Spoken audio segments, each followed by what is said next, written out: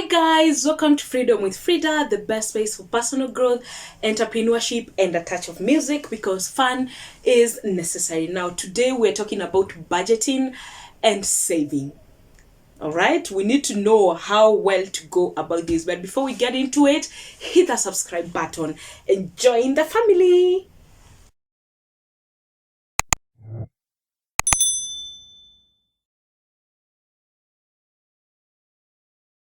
So I'm gonna start with budgeting, and most of the time we hear about budget, somehow our subconscious mind thinks about sparing money, thinks about losing little money, thinks about living on a very minimal expenditure. It's just, I think somehow we have a misconception of what budgeting is. And in my way of defining budgeting or budget is telling your money where to go other than wondering where your money went. Like literally, budgeting is just telling your money where to go. That's it. The moment your mind the moment your mind knows that budgeting is telling your money where to go, you're good to go. You're good to go, because we need to change this mind of budgeting is, using little money, is sparing some money, is making sure you don't live high, don't have a lot of expenditure and all that. No, it's just telling your money where to go. The moment you do that, you are good to go.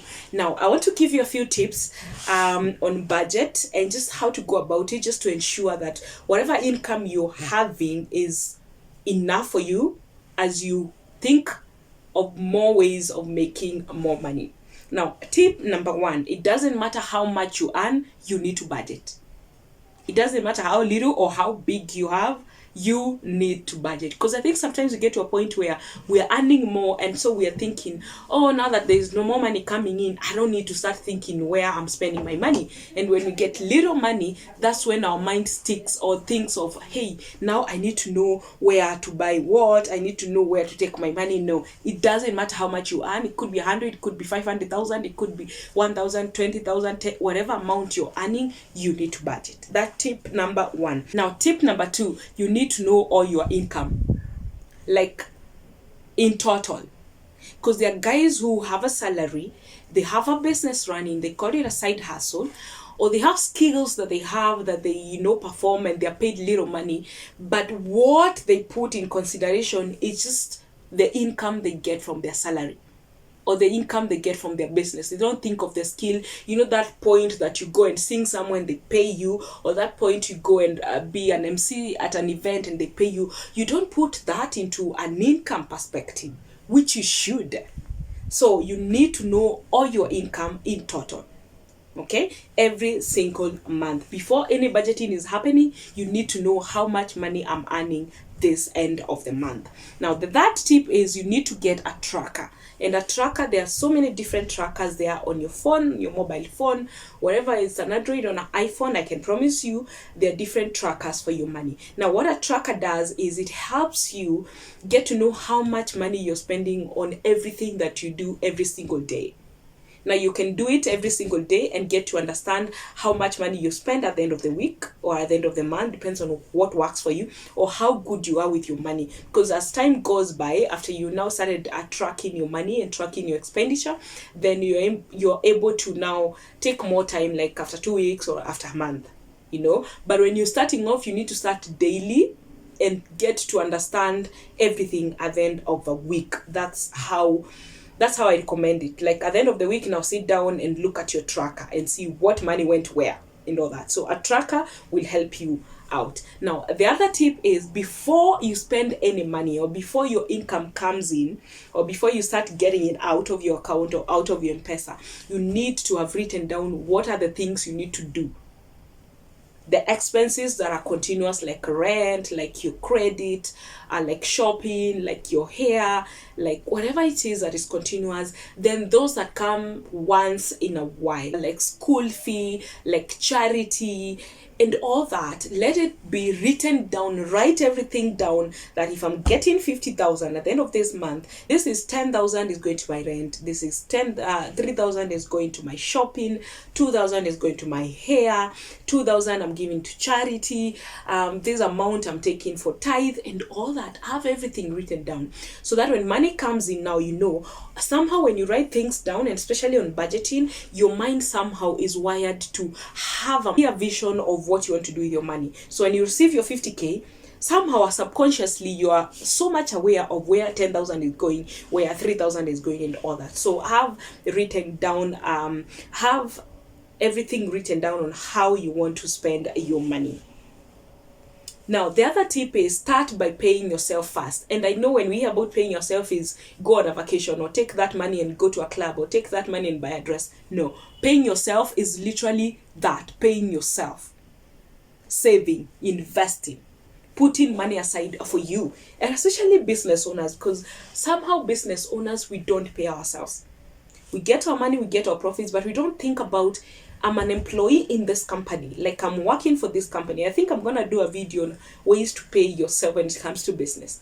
So when you're a business owner, you need to, the first thing you need to do is put yourself as an employee in your company or in your business. So you see the way you have employees and every month you pay them, that's how you need to put it down and know that at the end of the month, because of the work I've done, I need to pay myself this amount of money. That will help you a lot. So start by paying yourself first. If it's a salary, of course, start by putting aside some money. And I'll be talking about saving tips. Another tip you need to know is don't contribute to charity if you don't have money. I think we have this pressure of feeling like I need to give to charity, or I need to contribute for this person's wedding, when you know very well you don't have. If you don't have, it's okay to know you do not have. Just because you don't have now doesn't mean you don't have. You won't have it tomorrow. So it's okay to say, I am not able to. I mean, the world is not going to die because you are not able to contribute somewhere. So if you're not able to contribute at that particular time, then don't contribute and don't feel pressured to do that.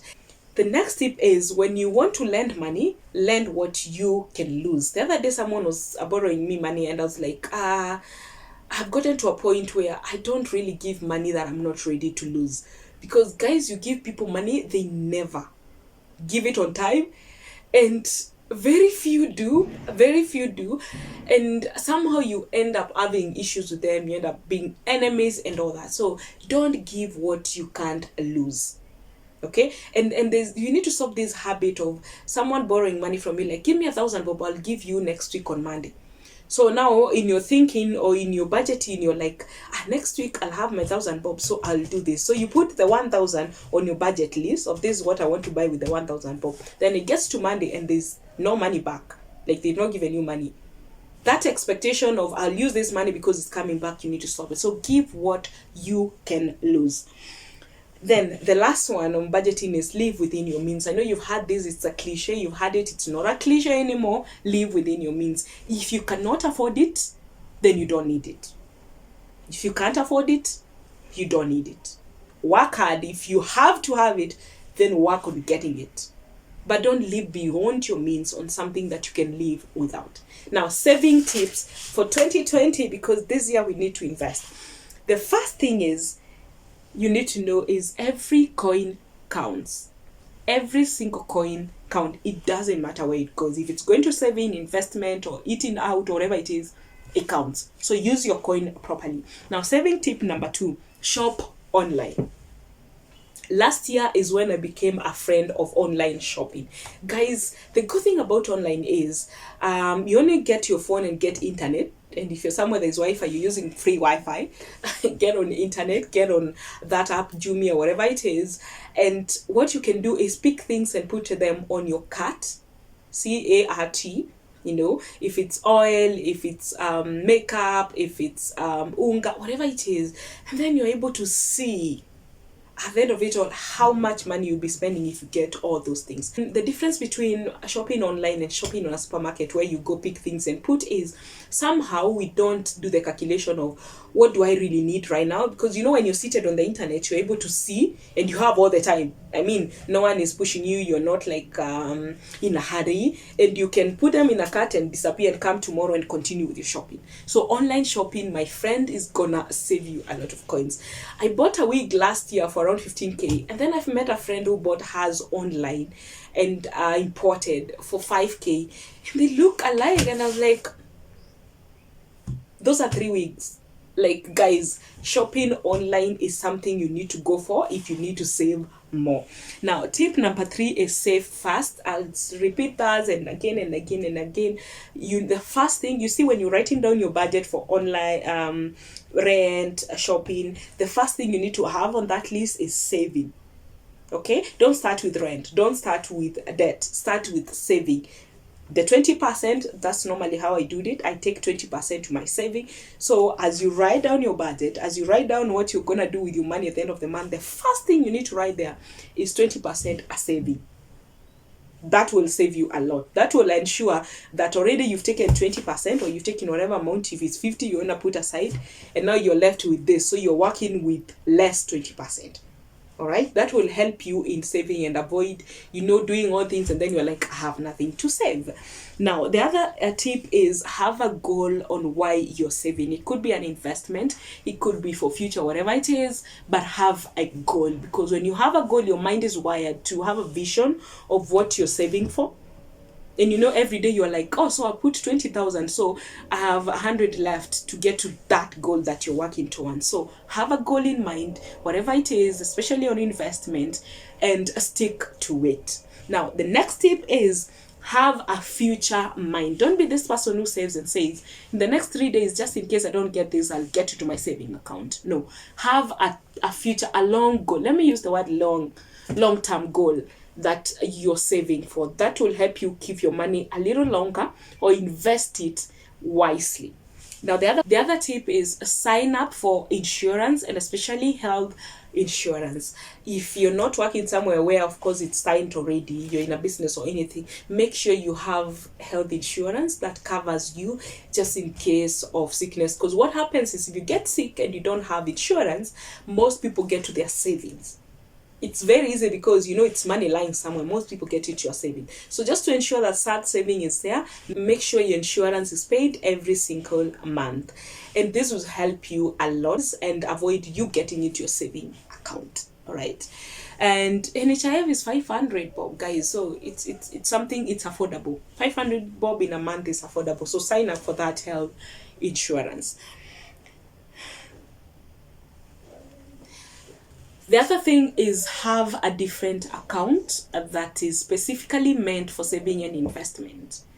Don't mix your money. Don't mix your shopping money and your rent money and or your salary and all that with your saving and investment. Have a different account and let money be wired there. If you have a salary account that's the only money or that's the only income that comes into you, then you can have a standing order where now every time your money comes in, the first thing that happens is some money is taken out of your account to that other account. And that will help you a lot, by the way, to budget and manage your money properly. Okay, so have a standing order. Whatever amount of money that comes in at the end of the month, you're sure you don't have to go get money and get it here. It just comes and goes direct. That is if you only have one income. All right. So my part in short is, when it comes to saving, when you have percentages will help you. For example, for me, I have 20% going to saving. Like, that has to happen. That this has been happening, guys, for the last one year going to 1.5 years. Trust me, I've been a very bad saver. But consciously, it's 1.5 years now where I put 20% going to my saving. Then 30% is the wants, the things that I want, not necessarily need, but the things that I want. Then 50% is the continuous, or should I say, expenditures that are there every single month, like my rent, like my shopping, like my hair, fare, all those things that come every single month. Now, if you are able to get some little percentage, like 2-3% from these other expenditures and put it to saving and investment and make it 20% or make it 30 or 50, whatever amount, if you can spare that, please go for it. The more you save and invest, the more you ensure your future. All the best this year as you purpose on saving and investment, and also when it comes to budgeting. I hope these tips have helped you, or they'll continue to help you, or they'll now start helping you when it comes to budgeting and saving. Thank you so much for stopping by. If you've not subscribed, hit the subscribe button, and always speak well of yourself. And until next time, bye.